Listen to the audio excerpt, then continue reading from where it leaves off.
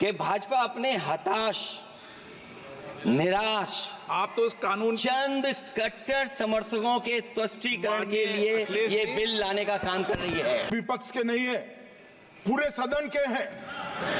इस तरह की गोलमोल बात आप नहीं कर सकते हो। आप नहीं हो अध्यक्ष के अधिकार के संरक्षक। दोस्तों नमस्कार। सत्ता पक्ष के तरफ से यानी केंद्र सरकार की ओर से मुस्लिम वक्फ बोर्ड की प्रॉपर्टी को लेकर जिस वक्त सदन के अंदर संसदीय कार्य मंत्री किरण रिजिजू इस अमेंडमेंट बिल के बारे में बता रहे थे, उस वक्त सदन के अंदर भी काफ़ी गर्मा गर्म बहस हुई। अभी आपने देखा कि किस तरह से समाजवादी पार्टी के मुखिया अखिलेश यादव बोलते हुए उन्होंने कहा कि भारतीय जनता पार्टी का ये तुष्टीकरण है और कुछ लोगों के लिए इस तरह से ये कार्य कर रही है और ये बिल लेकर के आई है। यहीं पर वो नहीं रुके और उन्होंने आगे कहा, लोकसभा अध्यक्ष को संबोधित करते हुए कि माननीय सभा अध्यक्ष महोदय, हमको तो यहाँ तक भी पता चला है कि आपके भी कार्यों को कुछ यहाँ संकुचित करने का व्यवस्था या कुछ प्रक्रिया सत्ता पक्ष के तरफ से की जा रही है, भारतीय जनता पार्टी की तरफ से की जा रही है, लेकिन हम ऐसा नहीं होने देंगे, हम इसकी लड़ाई लड़ेंगे। ये बात अखिलेश यादव ने कही, जिसको आपने सुना।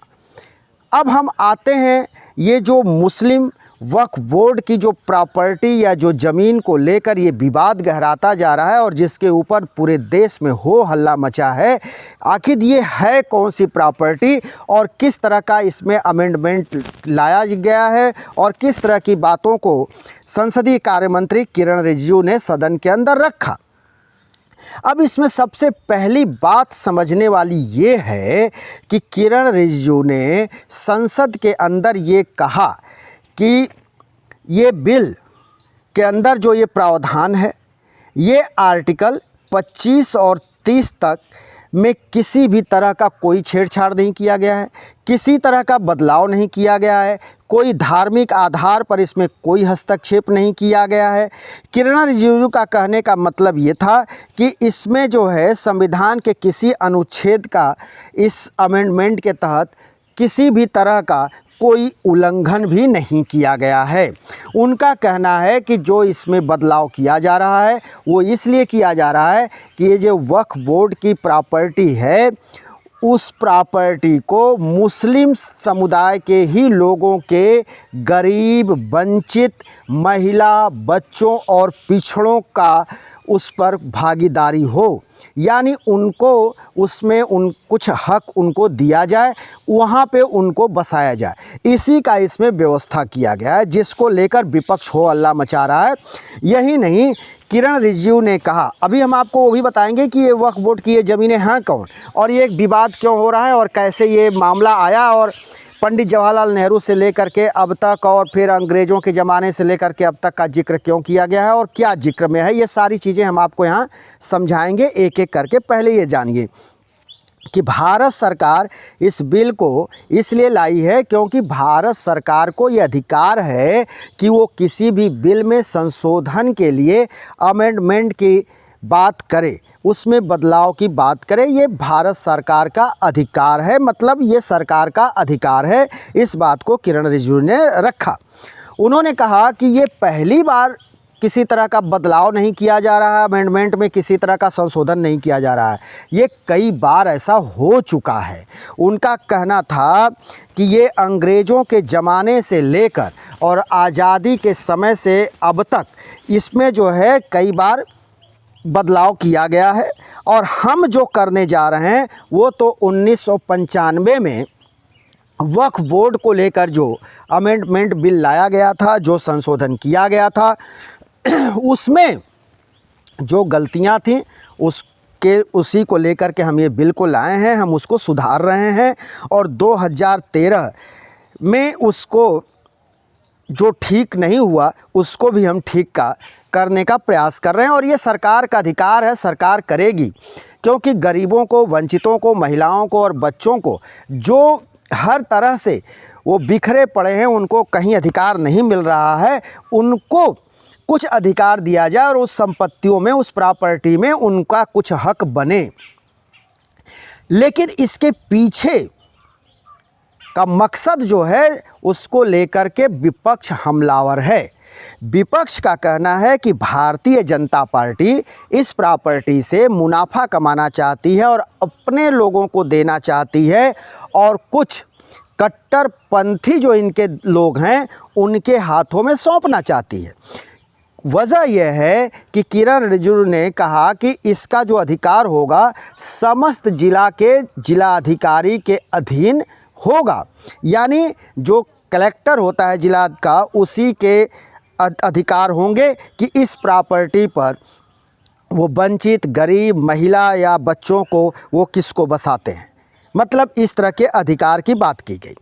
अब हम इसमें आते हैं कि ये एक मामला ये है कि 2012 में 29,000 एकड़ ज़मीन की बात आई थी।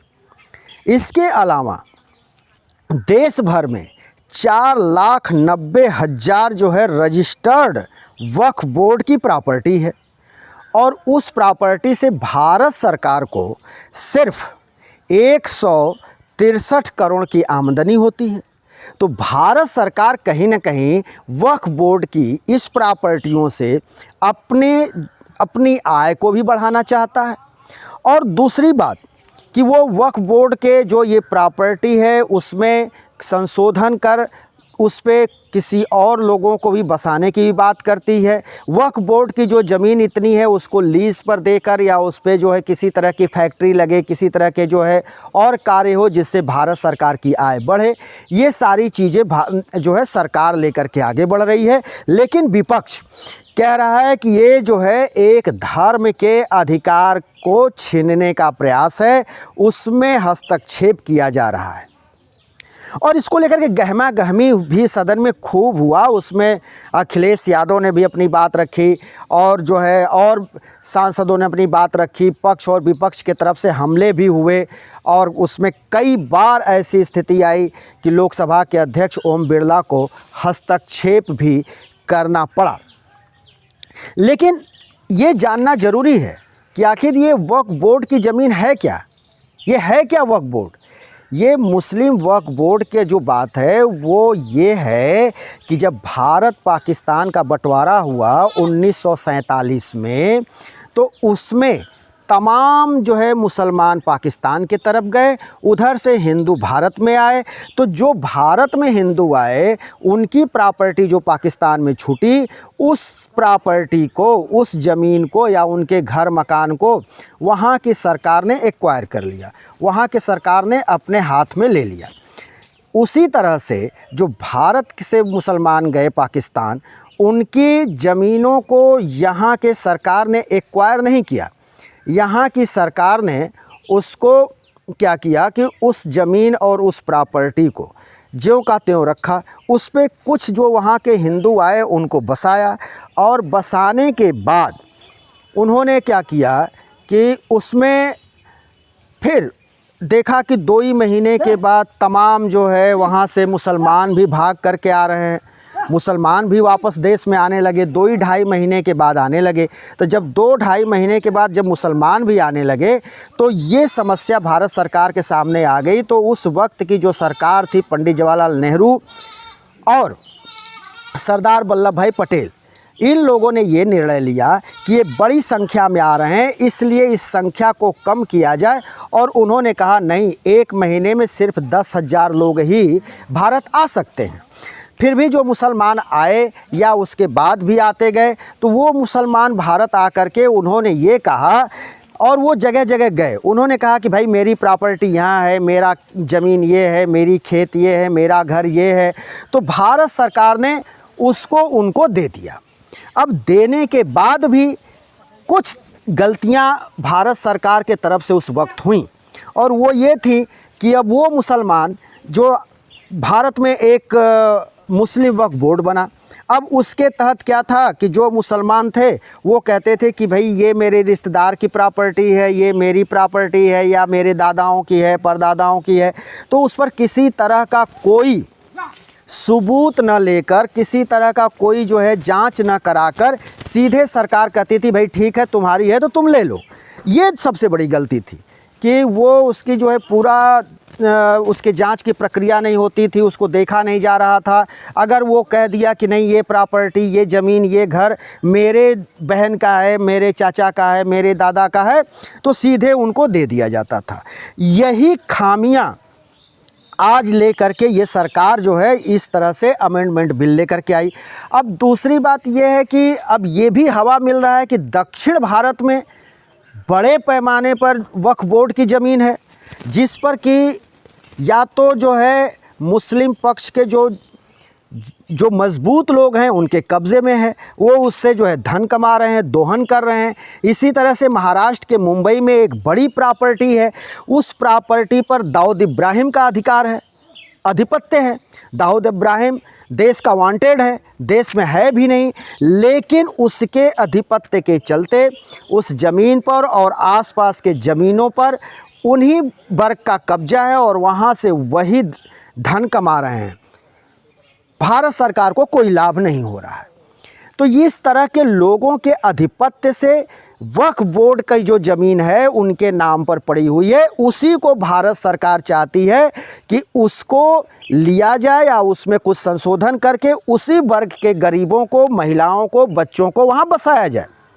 लेकिन इसको लेकर के हो हल्ला खूब मचा हुआ है और ये मामला और आगे तूल भी पकड़ेगा। अभी तो ये लोकसभा में ये पेश हो रहा है, अभी इस तरह से कुछ नहीं कहा जा सकता कि ये आगे इस पर क्या होना है, लेकिन अभी ये पेश हो रहा है। अभी ये लोकसभा में जब ये पेश हो जाएगा तो उसके बाद ये फिर राज्यसभा में जाएगा।